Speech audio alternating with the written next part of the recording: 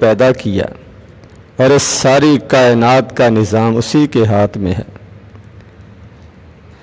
لاکھوں کروڑوں درود و سلام نبی آخر الزماں حضرت محمد صلی اللہ علیہ وسلم کی ذات گرامی پر، جن کو اللہ تبارک و تعالیٰ نے ہماری رشد و ہدایت کے لیے، ہماری رہنمائی کے لیے، ہمیں سیدھا رستہ دکھانے کے لیے اپنا آخری رسول بنا کر بھیجا۔ حمد و صلوات کے بعد محترم سامعین گرامی، رمضان المبارک کا مہینہ آنے والا ہے۔ ایک مومن کے لیے، مسلمان کے لیے یہ بہت قیمتی مہینہ ہے۔ یہ جسمانی اور روحانی تربیت کا مہینہ ہے۔ اس مہینے کے لیے ہمیں اپنے آپ کو ذہنی طور پر تیار کرنا چاہیے اور اس کی آمد پر اللہ تبارک و تعالیٰ کا شکر ادا کرنا چاہیے کہ اس نے ہمیں یہ قیمتی ساعتیں، قیمتی گھڑیاں، قیمتی وقت ہمیں دیکھنا نصیب کیا ہے، کر رہا ہے، دیکھنا نصیب ہوگا انشاءاللہ۔ چند دن رہ گئے ہیں اس قیمتی وقت کے اور مہینے کے شروع ہونے میں۔ تو اس مہینے کا کئی عبادات کے ساتھ تعلق ہے، جن میں سے سب سے اہم وہ روزہ ہے، اور اس کے بعد دوسری اہم عبادت تراویح ہے، قیام اللیل ہے، اور اللہ کے راستے میں خرچ کرنا ہے، قرآن مجید کی تلاوت کرنا، اللہ تبارک و تعالیٰ کا ذکر کرنا، اپنے گناہوں کو معاف کرانا، اپنی دعاؤں کو قبول کرانا، اپنے لیے جنت کا راستہ آسان کرانا، اور اپنے آپ کو جہنم کے راستے سے دور کرنا۔ یہ مختلف فوائد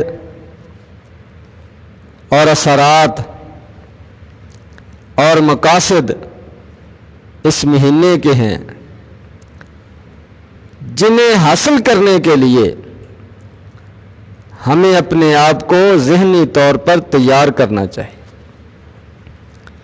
کیونکہ دوائی کتنی بھی قیمتی کیوں نہ ہو، جب تک اس سے فائدہ اٹھانے والا فائدہ نہ اٹھائے گا، اس کا کوئی فائدہ نہیں۔ بارش کتنی ہی موسلا دھار کیوں نہ ہو، اگر برتن کا منہ کھلا نہیں ہوگا، اوپر کو نہیں ہوگا، نیچے کو ہوگا یا بند ہوگا، تو اس بارش کا اس کو کوئی فائدہ نہیں۔ تو یہ مہینہ انعامات کی بارش کا مہینہ ہے، رحمتوں کی بارش کا مہینہ ہے، بخشش اور مغفرت کی بارش کا مہینہ ہے، جہنم سے تھوک کے ساتھ آزادی کا مہینہ ہے، جنت میں داخلے کا مہینہ ہے۔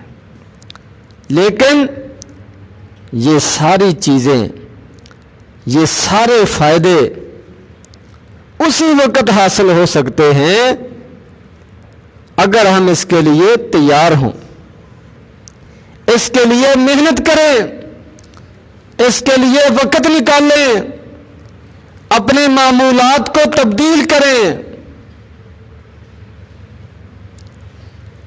تو اس مہینے میں سب سے اہم اور سب سے بڑی جو عبادت ہے وہ روزہ ہے۔ جو آیت میں نے آپ کے سامنے تلاوت کی ہے اس کے اندر بھی اللہ تبارک و تعالیٰ نے روزے کی فرضیت کا اور اس کا مقصد یہ بیان کیا ہے۔ فرمایا یا ایھا الذین آمنوا، اے ایمان والو، کتب علیکم الصیام، تم پر روزہ رکھنا لکھ دیا گیا ہے، فرض کر دیا گیا ہے، کما کتب علی الذین من قبلکم، اور یہ اتنی اہم اور مفید عبادت ہے کہ تم سے پہلے لوگوں پر بھی یہ روزہ فرض تھا۔ لعلکم تتقون، اور اس روزے کا مقصد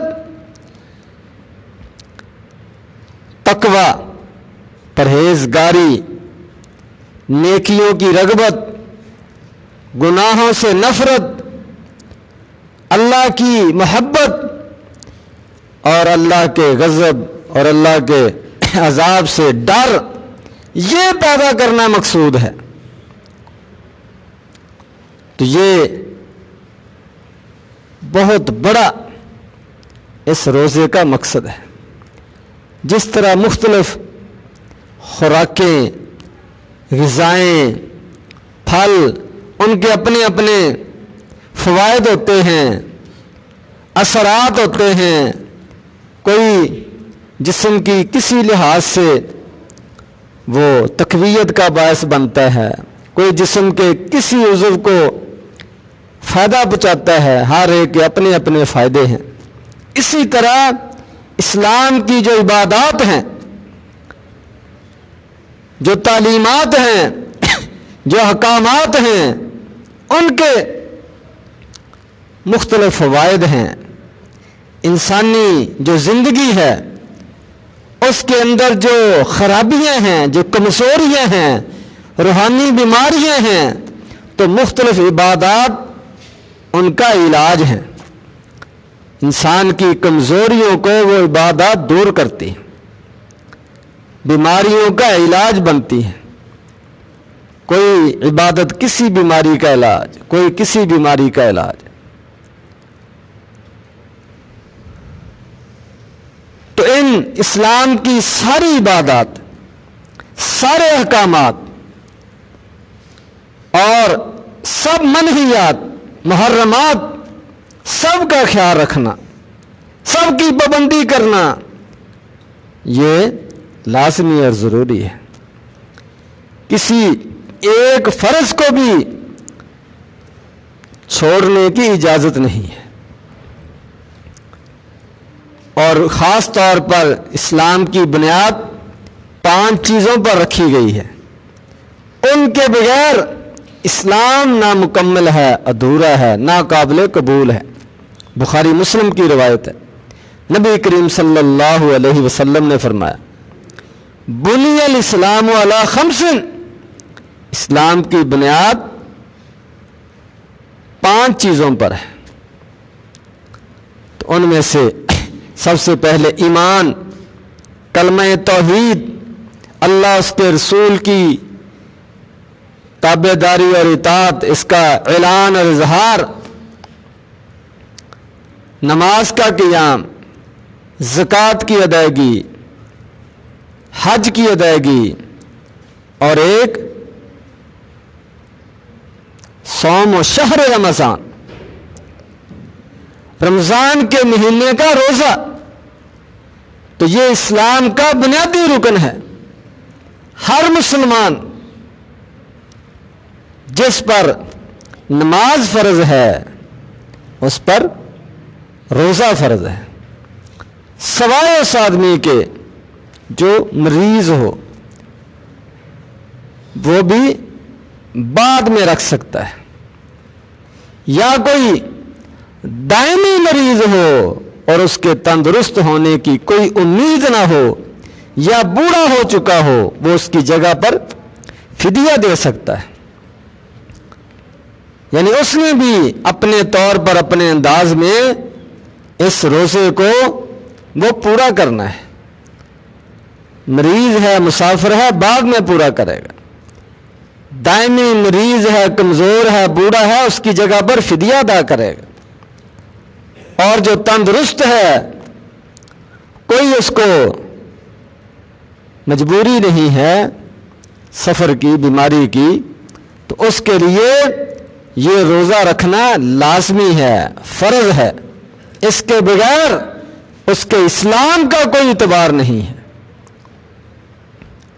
اور یہ بھی بیان کر دیا کہ یہ نماز، یہ روزہ اور دیگر فرائض یہ تمہاری تربیت کے لیے ہیں، تمہیں سنوارنے نکھارنے کے لیے ہیں، تمہارے علاج کے لیے ہیں، تمہارے لیے دوائی ہیں، تمہاری روحانی بیماریوں کو ختم کرتے ہیں، تمہاری روحانی تربیت کرتے ہیں، تمہاری اندرونی بیرونی کمزوریوں کو ختم کرتے ہیں، تمہیں اللہ تعالیٰ کے قریب کرتے ہیں، جنت کے قریب کرتے ہیں، اور جہنم سے دور کرتے ہیں، اللہ کی ناراضگی اور غضب سے دور کرتے ہیں۔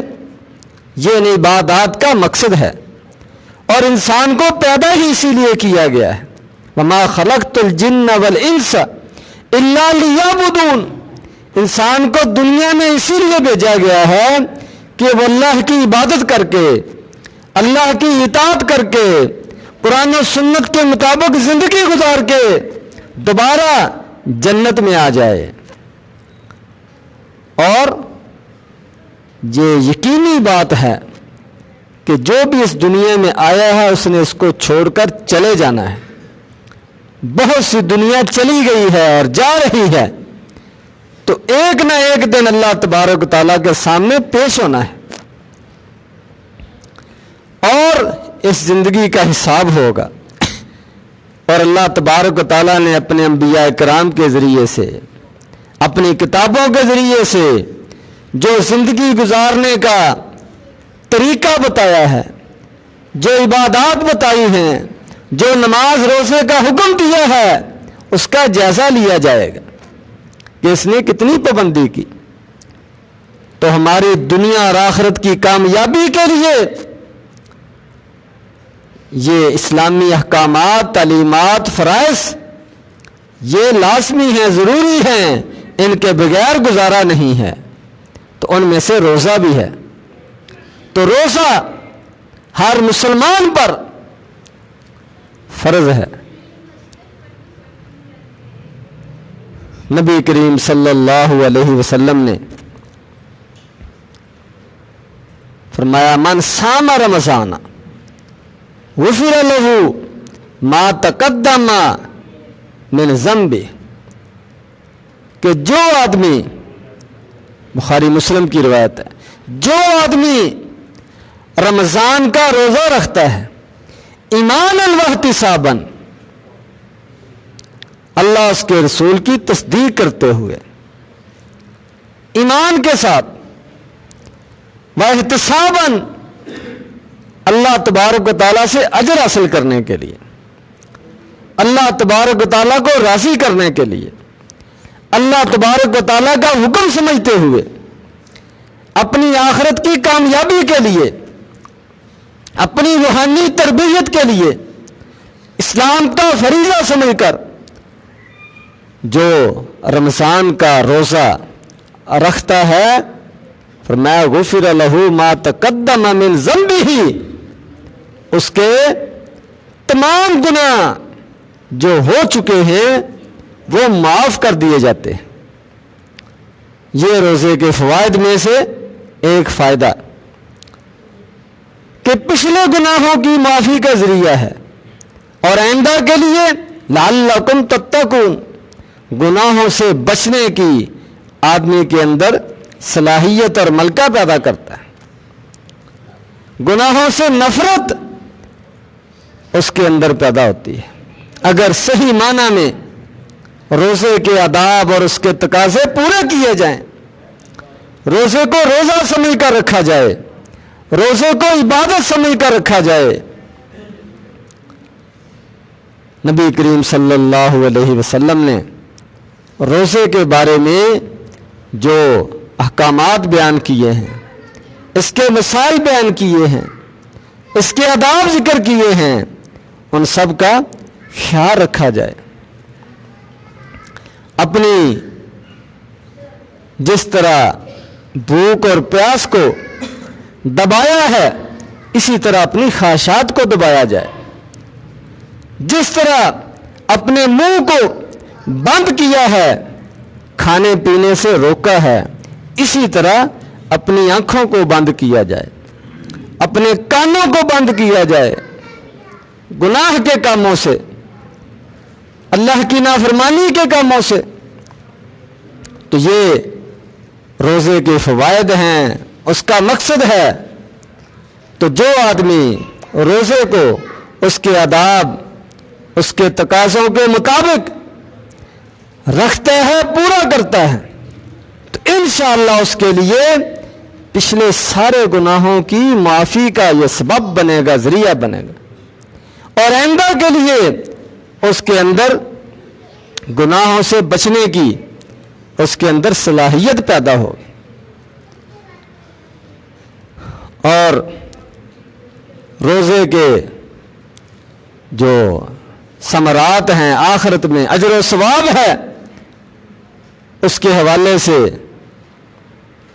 ایک بخاری مسلم کی روایت ہے کہ نبی کریم صلی اللہ علیہ وسلم نے جنت کے دروازوں کا ذکر کیا۔ 8 دروازے ہیں اور مختلف اعمال کرنے والوں کے لیے الگ الگ ان دروازوں کا نام رکھا گیا۔